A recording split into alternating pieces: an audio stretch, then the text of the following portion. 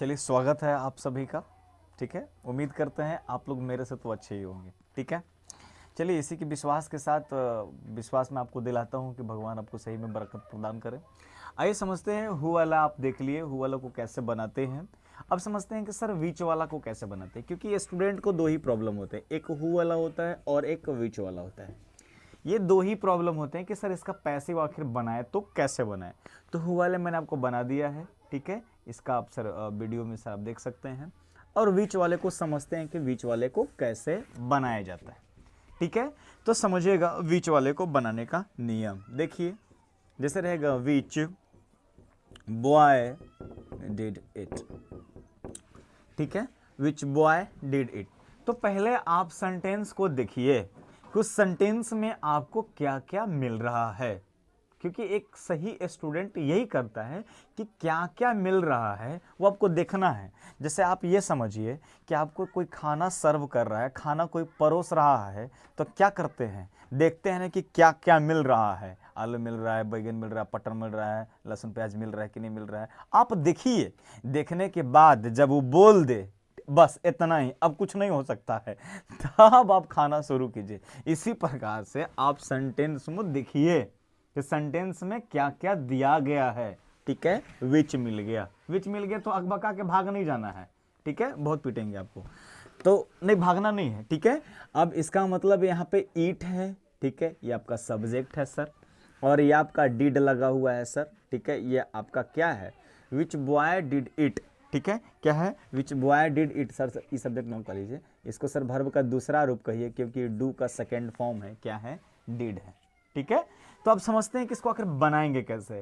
तो मैंने आपको सर पहले भी बताया है कि वर्ब का दूसरा रूप अगर रहता है तो पास्ट इंडेफिनिट कहलाता है। क्या कहलाता है, पास्ट इंडेफिनिट।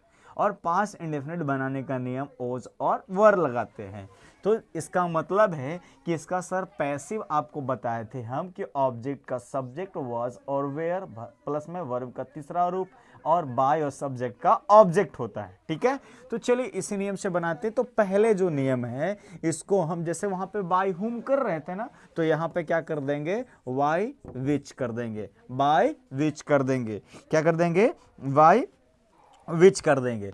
अब इसके बाद में यहाँ पे बॉय दिया हुआ है तो हम भी यहाँ पे बॉय लिख देंगे। क्लियर है सर। इसके बाद में अब जो यहाँ पे आती है खास बात, क्या, यहाँ का यहाँ वाला, तो यहाँ पे इट लिख देंगे। ठीक है, ये इट यहाँ पे मेरा लिखा गया, क्योंकि ऑब्जेक्ट का सब्जेक्ट आप जानते हैं सर, यहाँ से उठा के यहाँ पे ले आए। अब बात ये होती है कि सर वाज और वेयर में क्या लगाएंगे, क्या लगाएंगे। तो वाज और वेयर में सर आप देखिए कि इट हमारा सिंगुलर हो गया, जिसके वजह से वाज भी हमारे पास सिंगुलर है। तो बिल्कुल सर लगा सकते हैं, वाज लगाइए, वाज लगा दिए। ठीक है, हो गया सर।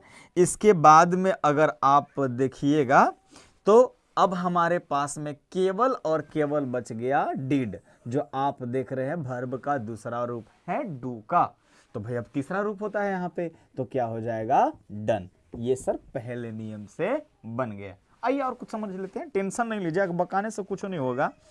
आइए समझिएगा, एक और समझिए सर, विच विच बॉय, ठीक है, बेटेन यू, बेटेन यू। समझिएगा कैसे बनाएंगे सर।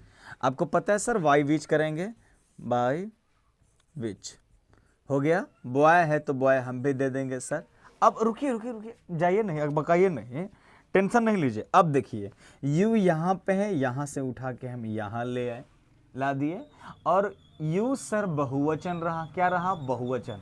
आप ऐसे समझिए कि बहुवचन कहते किसको हैं, अरे बहु का वचन ही बहुवचन कहलाता है, क्योंकि सास एक ही बार बोलेगी। अब बहु कभी ओकरा से बोलेगी, कभी ओकरा से बोलेगी, तो बहुवचन कहने का मतलब बहु का ढेरे मनी वचन ही बहुवचन कहलाता है। ठीक है ना। तो यू हो गया, और यू के साथ में आप वॉज लगाइएगा कि वेयर लगाइएगा, तो वेयर लगाइएगा, लगा दीजिए वेयर, लगाने में पैसे थोड़ी लग रहे हैं, वेयर लगा दिए।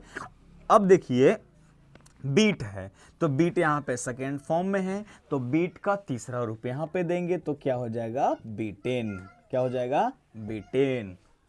तो इस प्रकार से वाई विच करके हम बना देंगे, ठीक है। इसके बाद में एक और नियम से हम समझते हैं कि इसको आखिर दूसरे नियम से कैसे बनाएंगे। तो आइए समझाते हैं आपको दूसरे नियम से, बिल्कुल प्यार से समझिएगा, अकबकाने की जरूरत नहीं है सर। देखिए अगर आप चाहते हैं, जैसे आप वहां पे देखेंगे हु वालों में, तो एक हु करके बनाए थे, एक वाई बाय हुम करके बनाए थे, यहाँ पे भी वैसी बात है।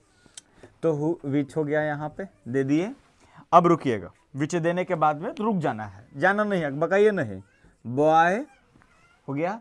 अब देख रहे हैं कि डीड यहाँ पे लगा हुआ, इसका मतलब वर्ब का दूसरा रूप है, और वर्ब का दूसरा रूप कहने का मतलब है कि वाज वेयर लगेगा, ठीक है। कैसे लगेगा? तो आपको ईट के यानी गोदी टांग के ले आना, कैसे शादी ब्याह में गोदी टांगाते हैं दूल्हा, ठीक है ना, उसी प्रकार से ये दूल्हा है, एक टांग लीजिए, ना उठेगा तो पूंछ कांच दीजिए, अपना ही उठेगा, वजन कम होगा तो, ठीक है। ईट हो गया ना। अब समझिएगा, ईट सर सिंगुलर, और सिंगुलर के साथ में क्या हो जाएगा? वाज हो जाएगा। इसके बाद में डीड, तो डीड का थर्ड फॉर्म क्या होता है? डन होता है, लास्ट में बाई आपको लगा देना है। चलिए एक और को समझते हैं, जैसे कह लीजिए तो आपसे रहेगा यहां पे विच बॉय बीट यू, यही था पहले वाला, ठीक है। चल इसको बनाते हैं, तो विच का विच कर लेंगे, बॉय है तो बॉय दे देंगे, ठीक है। अब देखिए बीट यहाँ पे वर्ब का दूसरा रूप है, तो दूसरा रूप में वाज वेयर लगाते हैं, लेकिन किसके अनुसार? इसको अनुसार यू लिख देंगे, यू के साथ में क्या लगा देंगे? वेयर। और बीट का तीसरा रूप क्या हो जाएगा? बीटेन, और इसके बाद में बाई लगा देना। समझ पा रहे हैं? आई होप आपको सर ये समझ में आएगा। ये किसी भी टेंस में आपसे बना सकते हैं इसे आप, जैसे कि प्रेजेंट इंडेफिनिट में प्रेजेंट कंटिन्यूअस, प्रेजेंट परफेक्ट, सारा का सारा नियम वही रहेगा, या पास्ट में कह लीजिए या फ्यूचर में कह लीजिए, सारा का सारा नियम वही रहता है, बस चेंज होंगे तो आपका पैसिव बनाने का नियम, बाकी तरीके सर वही रहेंगे, ठीक है। आपको भी बाय यहाँ पे लगाना है, या फिर वाई विच करके बनाइए।